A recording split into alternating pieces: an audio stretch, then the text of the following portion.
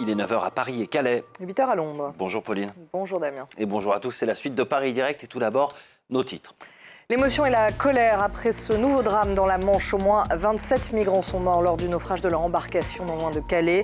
2 personnes ont été sauvées, elles sont actuellement hospitalisées. Emmanuel Macron et Boris Johnson se disent prêts à intensifier leurs efforts conjoints pour empêcher de telles tragédies. Ce verdict aux États-Unis, 3 hommes reconnus coupables du meurtre du jogger afro-américain Ahmaud Arbery. Ce jeune homme noir avait été poursuivi puis abattu par ces 3 hommes blancs en février 2020, jour salué comme historique par son père. À l'occasion de la Journée internationale de lutte contre les violences faites aux femmes, France 24 se mobilise. Selon le collectif Nous Toutes, chaque année, 94 000 femmes sont victimes de violences sexuelles. Nos reporters se sont rendus à Lyon pour le festival Brisons le silence, un rendez-vous annuel incontournable qui permet de libérer la parole et de rendre visibles les violences. Reportage à découvrir dans ce journal. Voilà pour nos titres. Paris Direct, ce n'est pas que le journal, c'est aussi l'info écho et les enjeux à venir pour la coalition au pouvoir en Allemagne très bientôt entre sociodémocrates, verts et libéraux. Une coalition qui va devoir chercher un équilibre entre orthodoxie budgétaire, sortie du charbon, légalisation du cannabis et augmentation du salaire minimum. Suivront les unes de la presse dans le monde avec Julien Cheida. Nous reviendrons évidemment beaucoup sur les réactions britanniques après la mort de ces 27 migrants dans la Manche. Il y a parfois d'ailleurs des titres chocs à Londres, comme vous le voyez, celui de Métro. Why didn't France stop them? Pourquoi la France ne les a pas arrêtés? Mais tout d'abord, votre journal, Pauline.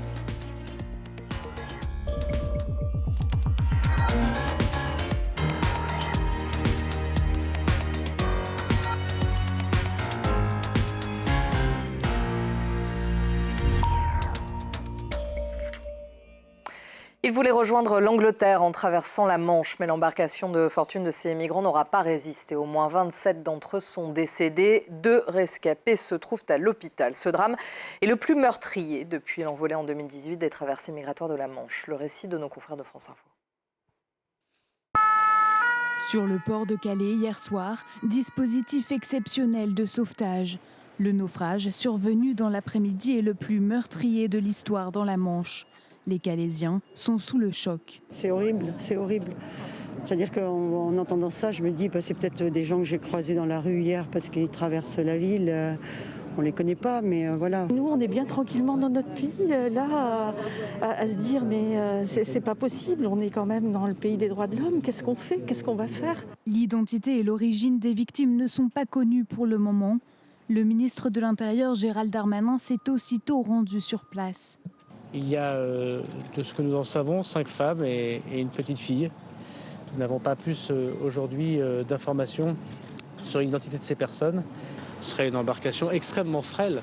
Et lorsque les sauveteurs sont arrivés, ce bateau, je mets évidemment des guillemets, était dégonflé comme une piscine gonflable de votre jardin qui serait totalement dégonflée. Darmanin, assassin, t'as du sang sur les mains. Hier soir, des manifestants se sont réunis sur le port de Calais pour dénoncer l'inaction du gouvernement et rendre hommage aux victimes. Avant ce naufrage, le bilan des décès depuis le début de l'année s'élevait déjà à 3 morts et 4 disparus. Une réunion autour du Premier ministre est organisée ce matin. La France ne laissera pas la Manche devenir un cimetière, a réagi le président français. Une réunion d'urgence aura lieu ce matin avec le Premier ministre Jean Castex et 8 de ses ministres. Emmanuel Macron et Boris Johnson se sont parlé au téléphone. Hier, ils se sont mis d'accord sur l'urgence d'intensifier leur lutte commune pour empêcher ces traversées mortelles. Marc Pope. Une tragédie, une onde de choc. De part et d'autre de la Manche, les autorités font part de leur émotion après le bilan terrible du naufrage de migrants. Du côté britannique, Boris Johnson plaide pour une solution commune afin de mettre fin au trafic des passeurs. Bien sûr, nous devons travailler avec nos amis français et nos partenaires européens. Et je dis à nos partenaires de l'autre côté de la Manche, nous devons agir maintenant, travailler ensemble pour faire tout notre possible pour arrêter ces gangs qui tuent impunément. Boris Johnson et Emmanuel Macron se sont ainsi entretenus par téléphone dans la soirée et se sont mis d'accord sur l'urgence d'intensifier les efforts pour empêcher ces traversées mortelles. Londres propose ainsi la mise en place de patrouilles communes.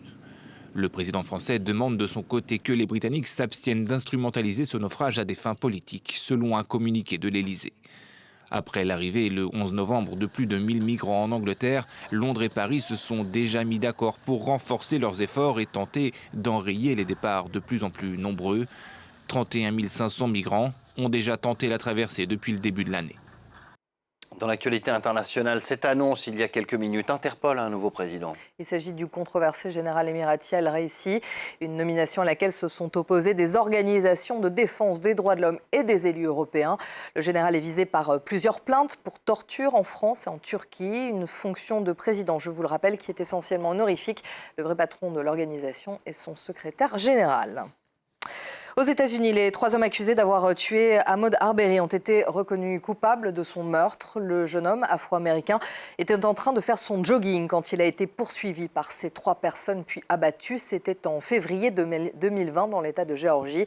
Le président Joe Biden a salué le verdict, mais il a reconnu que beaucoup de travail restait à faire avant de parvenir à l'égalité. Taneji. À la lecture du verdict, les visages se ferment. Les 3 hommes blancs jugés pour le meurtre de l'Afro-Américain Ahmaud Arbery sont reconnus coupables. Ils encourent la prison à perpétuité. L'épilogue de 11 heures de délibéré dans cette affaire qui a secoué les États-Unis à l'été 2020.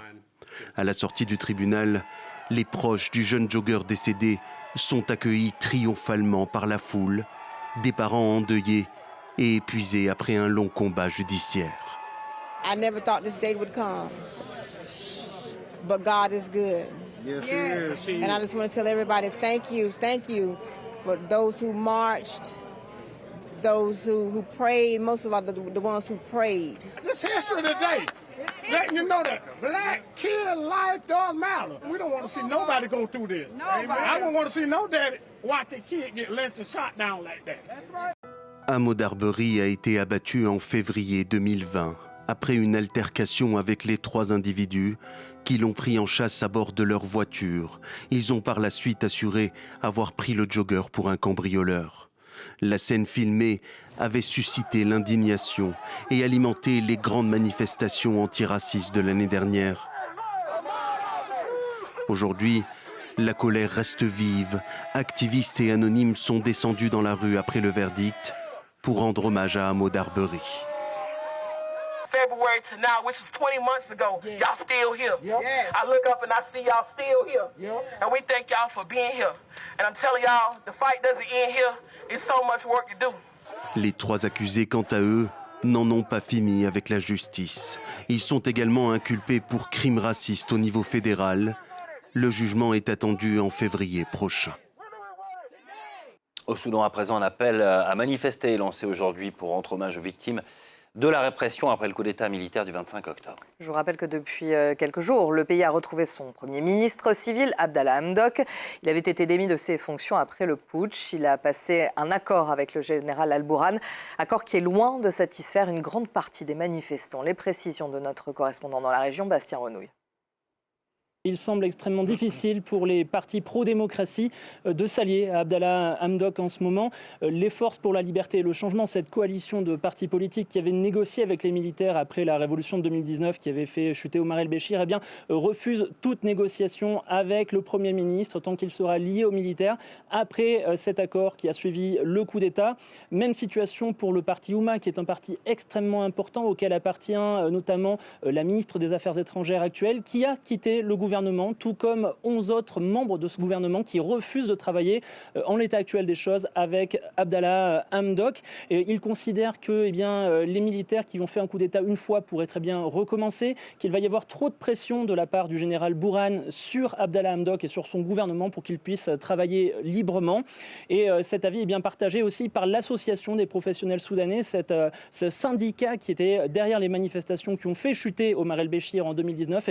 Il refuse aussi de négocier avec le gouvernement, de négocier avec les militaires. Ils appellent la population à continuer à manifester.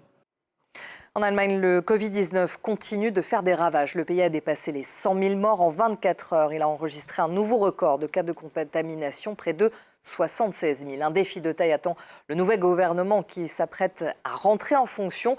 En attendant, et pour tenter d'éviter un nouveau confinement, de nouvelles restrictions sanitaires sont entrées en vigueur, notamment à Berlin. Le pass sanitaire ou un test sont désormais exigés pour prendre les transports ou sur les lieux de travail. En France aussi, le nombre de cas augmente rapidement. Plus de 32 000 ont été comptabilisés mercredi. Le ministre de la Santé, Olivier Véran, s'exprimera à la mi-journée pour présenter de nouvelles mesures destinées à faire face à cette 5e vague. C'est aujourd'hui la journée internationale de lutte contre les violences faites aux femmes et à cette occasion, France 24 se mobilise. À travers des invités, des débats, des reportages. Et selon Nous Toutes, chaque année, 94 000 femmes sont victimes de violences sexuelles. 70% des plaintes seraient classées sans suite. Nos reporters Mandy Echmati et Alexandra Renard se sont rendus à Lyon pour le festival Brisons le silence. Un rendez-vous annuel incontournable qui permet de libérer la parole et de rendre visibles ces violences. Bonjour. Du coup, c'est un stand qui est à l'occasion de la journée mondiale de lutte contre les violences faites aux femmes. Vous êtes en quelle classe, vous? En seconde. D'accord. Vous étiez dans une situation où vous étiez en victime de violence? Ouais. Il n'a plus le droit de m'approcher. D'accord. Ce qui est important, c'est de ne pas rester seul. Filaction, c'est la seule association en France à lutter contre les violences sexistes et conjugales en utilisant uniquement l'événementiel et la culture. Partie du constat que le silence sur ces violences tue, cette association lyonnaise a décidé de mener des actions visibles, publiques. L'objectif, c'est d'impulser une prise de conscience collective. On a le violentomètre, qui est un outil qui permet de se situer dans la relation de couple qu'on a. Et du coup, ça a bien fonctionné. Ce n'est pas des gens qui seraient venus parce qu'il y avait une exposition, parce qu'il y avait une manifestation. Mais c'est des gens qu'on a captés comme ça, en allant à leur rencontre.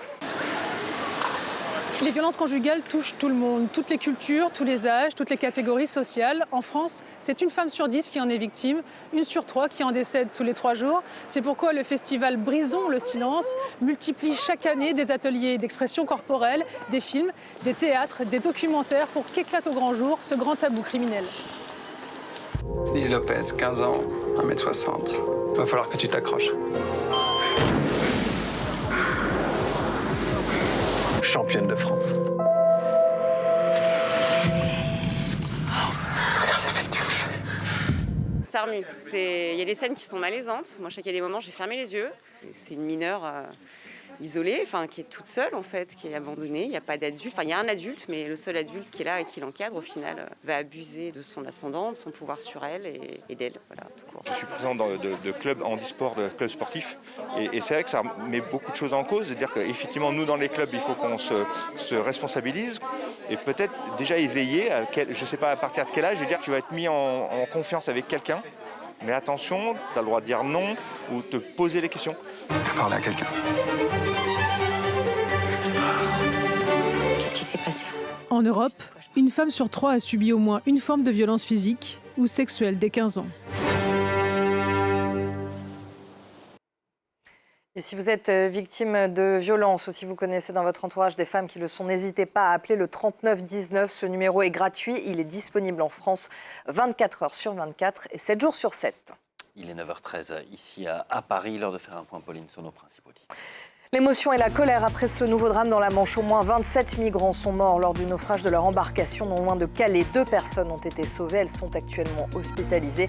Emmanuel Macron et Boris Johnson se disent prêts à intensifier leurs efforts conjoints pour empêcher de telles tragédies. Un verdict aux États-Unis. 3 hommes reconnus coupables du meurtre du jogger afro-américain Ahmaud Arbery. Le jeune homme avait été poursuivi puis abattu en février 2020 par ces 3 hommes blancs.